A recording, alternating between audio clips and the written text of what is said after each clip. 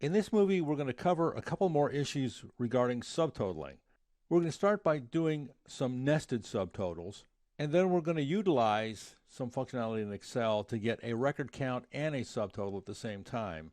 And then we're also going to insert a blank row in between each of our subtotals. So I've got my data again in my worksheet, and we're going to do some subtotaling. And we know already in order to do that, we need to sort on the column that contains the reference or the grouping that we're going to use for the subtotal. And that again is going to be the customer, left-clicking data, left-clicking ascending. So we have the data sorted by customer, which is what we want because we're going to subtotal it by customer. Select customer, sum, by quantity and total, not product and price. I'm going to left-click OK. And let's say we further want to sort these groupings, which is by customer. I have 4 customers, by the products that each customer purchased. So I'm going to select all of the data in the group, including the headers, left-click sort, and I want to sort by product, not customer, and sorting ascending A to Z is fine. Left-click OK. So now I have the subtotal group, which is the sales to the Circle Ranch, sorted by product.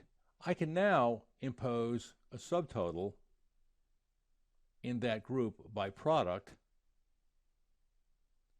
deselect replace current subtotals, otherwise you'll overwrite the subtotal we already have, and that's not what we want to do. We want to add another level to the subtotal that we have. Left-click OK. So I now have 2 more levels that's established for my subtotals, levels 5 and 4. 5 is the greatest level detail, which is what's displayed currently. Level 4 is our subtotal for the Circle Ranch by product, meat sauce, ranch dressing, sauce, and spaghetti. So that's nested subtotals. I'm going to clear the subtotals. So the next thing we're going to do is get a record count and a subtotal at the same time. In order to do that, we of course need our data sorted by the field that we want to group on, which is customer.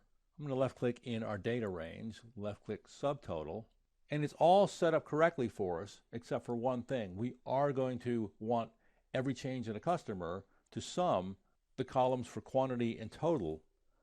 But in order to get a record count, select a field other than customer in this case, that's a text field, and apply the subtotal. Go to level 2 and left-click and drag over all of the subtotal functions. Press Ctrl H to bring up the Find and Replace dialog box. The subtotal function, the first argument is 9. That argument value, 9, produces a sum of the range F8 to F58. If we instead change that first argument in the subtotal function to a 3, we'll get a record count instead.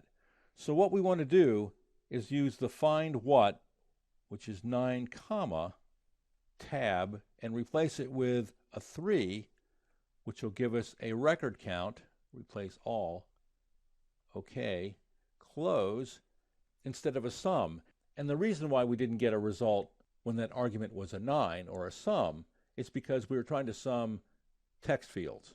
So going back to level 3, the most detailed level, and paging down, we have a total count of the records in column F and a total in columns H and I. The next thing we're going to do is insert a blank row after each subtotal group. In order to do that, and this is a multi-step process, we're going to first collapse the details down and go to level 2.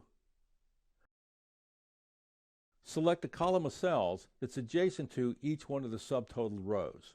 Press Alt semicolon to individually select each one of those cells. Input 1, press Control Enter, and now we've input a 1 into each one of those cells, K59, K114, 172, and 237. And now we're going to go back out to level 3, the most detailed level.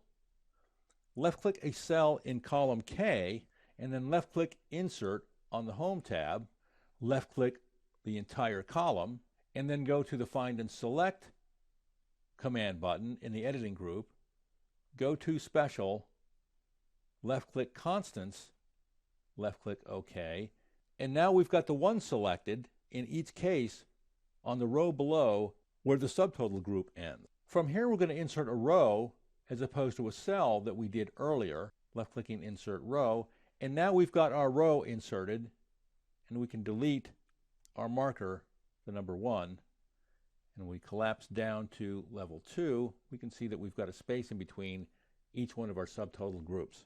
So that was more on subtotaling. We started by establishing some nested subtotals that sit within an already established larger subtotal grouping.